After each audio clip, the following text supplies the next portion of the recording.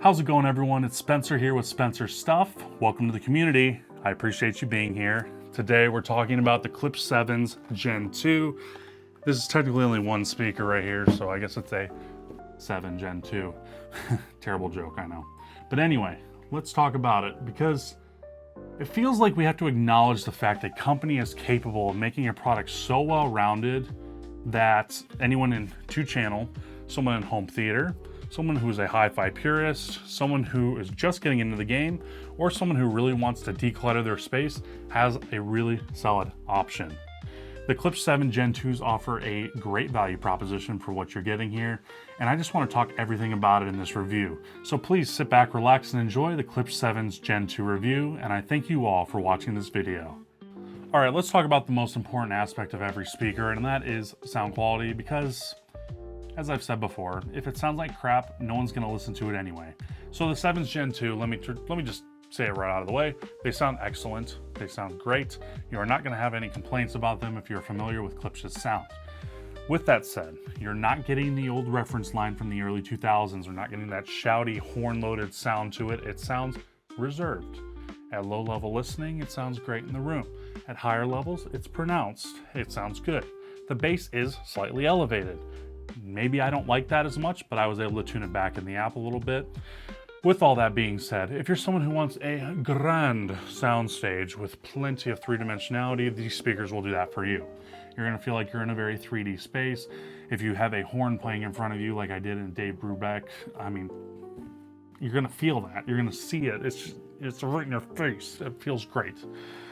Now, vocals. These sound good on vocals. But if you're someone who's coming off of a pair of speakers who has a very pinpoint, like I can hear your lips smacking together in the recording dead center, these speakers aren't going to do that for you. These speakers are like a little box, and this is the best way I can describe the center points basically on these speakers. The center point is somewhere in here, but it's not quite as precise as some other drivers, but that's not necessarily a bad thing. Now, if you want more precision out of them, you can definitely toe them in, and it will provide a little bit better center imaging, but I will say that it becomes a little bit more shrill when you do that. Not in a bad way, just maybe not to some people's taste. Now, if you take them and you tow them back out into the room, you get a very large soundstage where the presence is, oh, beautiful. But you still get a nice center image out of it too. So I think no matter what you're throwing at these, whether it be rock, classical, jazz, electronic, anything along those lines, it still sounds very clean. Now the bass, this is a 6.5-inch driver. You are not going to get room-shattering bass out of these, but you do get bass presence. And that's the important thing. I will take clean bass any day over a muddy bass with a bigger driver, and these provide a very clean, very elegant bass to them. I never felt like I was losing any detail, and maybe they don't go as low as some other speakers do, but at the end of the day, all my music was there. Everything that I listened to was comfortable to listen to on these, and I never felt like when I turned them up, they were struggling. And I never felt like at any time that anything sounded honky or weird, or like the bass was too overpowering to the point where it was just filling the room too much. And I think just the flexibility of these speakers and the general all-around nature of them will be very nice for anyone wanting a really nice sound quality out of these speakers. And I will also say I've hooked these up to listen to for vocals on TVs, and they present a very nice vocalization for anyone watching broadcasts, watching TV shows, movies, anything along those lines. You will not be disappointed with the vocal quality on these, and I think all around you're going to really enjoy the sound quality out of the 7's Gen 2s. My significant other didn't like the look of my speakers, so I had to sell them. How many times have we seen this online? And I always feel so terrible when people have to do that. Oh, so it feels like many speaker manufacturers forget that people have to put these out in their living room, and I will say Klipsch did a good job on these, like just right off the bat. The walnut veneer looks great. I love the ebony veneer, and if you're someone who wants a little bit more of a polarizing look, that red oak with the white baffle and the really light colored wood has a nice look to it. Would I buy it? No, I would not, but at the end of the day, if you want something that's a standout piece, that red oak is solid. Now to Klipsch, let me just say something. I think If you capture enough of these sales and you're able to provide a product that is really just continually market leading, it might not hurt to include a couple more colorways in here. I think that you could capture more of the market by expanding to more homes, or kind of trying to capture a few more trends, or maybe even offering a few more polarizing looks. I don't know.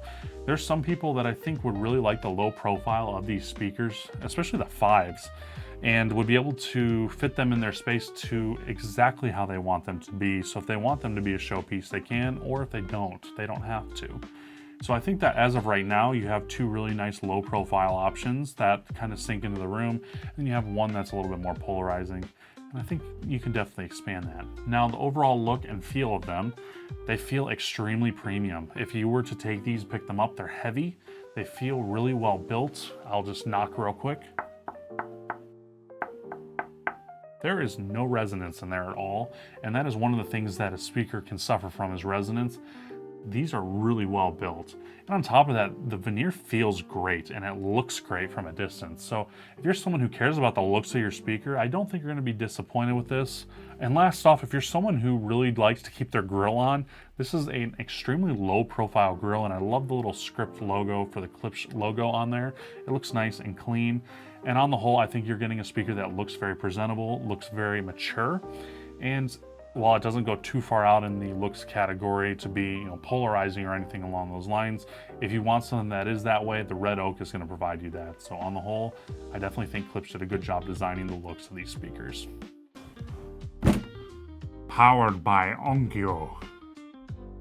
Powered by Onkyo. How many times have we heard that? I think it's all over Klipsch's marketing, and rightly so.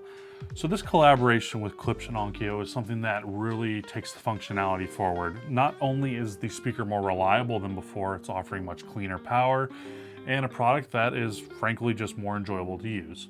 So you're taking Onkyo's expertise in AV receivers and you're potentially throwing it in here and saying, here's your speaker, which is a great thing.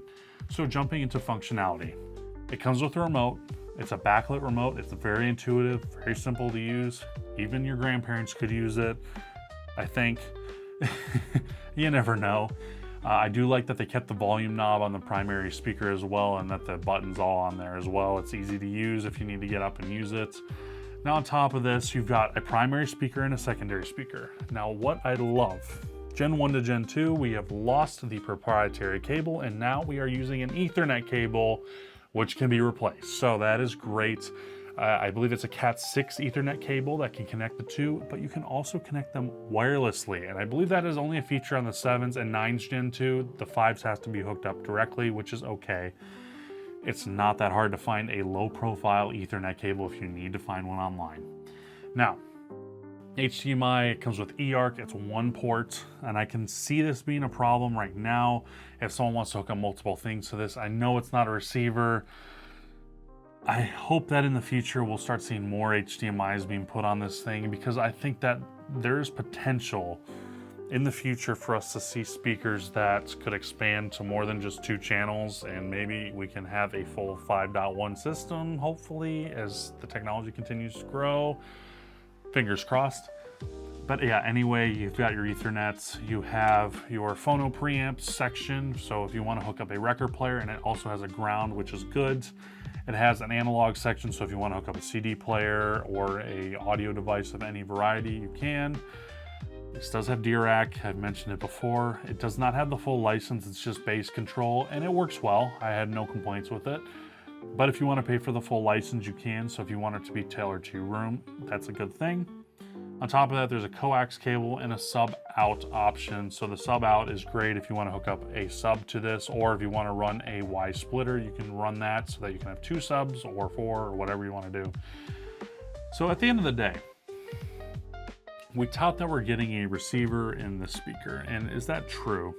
It is to an extent. If you're wanting a nice 2-channel setup, as I said before, I really hope in the future we can expand this past 2 channels and start getting a little bit into the home theater space, and maybe designing a speaker that will have peripherals that are smaller, so maybe small surrounds with a design similar to these, or hopefully in the future we'll find products that will be able to connect to this directly in the Klipsch lineup. But at the end of the day, For a 2-channel system, this thing sounds great. It puts out plenty of power, and the functionality is great, honestly. The app works fine. Everything works seamlessly. I've had no hiccups. Everything just works, and I'm happy to report that. So great job, Klipsch, on your functionality. Very much so. And Onkyo, good job on building this amplification in here, because it is a big step forward from the Gen 1s. Okay, so let's talk about the app, because I always cover apps when it comes to any product. So, Sevens Gen 2, this is the Klipsch Connect app. Tapping in, usually it'll just automatically connect, but I just opened this app again. So you have right at the top your volume. Very nice, very intuitive, very simple. You have your inputs next, laid out very cleanly. You have DIRAC, which is great.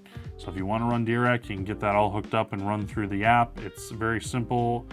And you can run all your filter management and everything through here as well, which is nice. Equalizer settings are here. You have audio adjustments. So if you want to have a music mode, you're in movie modes. If you want to just run a pure direct option and add dynamic bass, dialogues, night modes, other things, you can.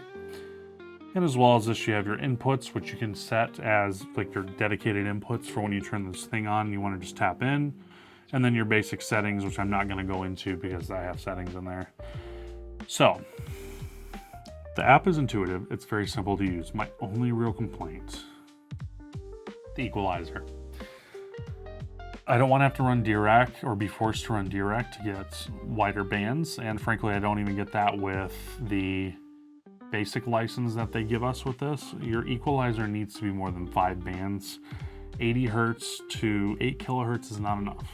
It needs to go to the full band spectrum to be able to adjust. Even if it's 8 to 10, you need to offer that option, because with this, I can focus on mid bass, but some of the deeper bass that I can get from these speakers, I can't reduce further. And it's kind of frustrating because, at the end of the day, if you're spending the money on these speakers and you have this much money put into them, you want to be able to adjust them a little bit more to your liking, because the room is not necessarily going to play the same way that you measured. So we need to have an option to expand the equalization and the equalizer. And I think once they do that, the app is really intuitive. It's simple to use, and frankly, it works. That's the important thing. So Klipsch, if you could just expand the equalizer and really just keep expanding on this app to the point where it's intuitive, you guys will be well off. I'm very happy with this app for the most part. Okay, do I recommend the Sevens Gen 2 from Klipsch? Yeah, this is a very easy answer. Of course I do. I'm just gonna rattle everything off here. The sound quality is great. You want something that's a decent center image, you're gonna get it out of this. You want something that's a little more revealing and more detailed with a large soundstage, that's what you're gonna get out of this. If you're someone who wants that dead center lip licking sound where you hear the singer just, you're not gonna get that out of these, but frankly,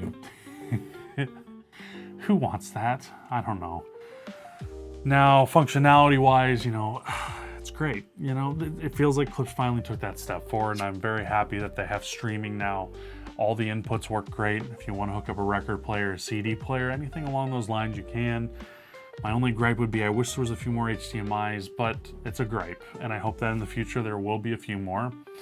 And I do think that it would be a benefit in the future to maybe look at an expanded system to where Klipsch can make some little surrounds for these speakers, because at the end of the day, these speakers look great. They really do. They look like a nice little showpiece in the room, and if there's something that maybe you want to build out a little home theater in the living room or a little surround sound space, you want something that matches it, I would not complain if Klipsch expanded this a little bit, whether it be wired or wirelessly, and I have no doubt in my mind Onkyo can figure that out as well.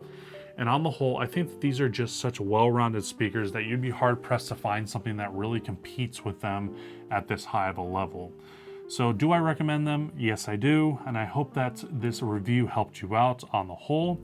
I thank you for watching this, and I hope you have a great day, great evening, whatever it might be in your area. And please leave any questions, comments, or anything in the comments section below. Thank you all so much for watching. I'll see you later.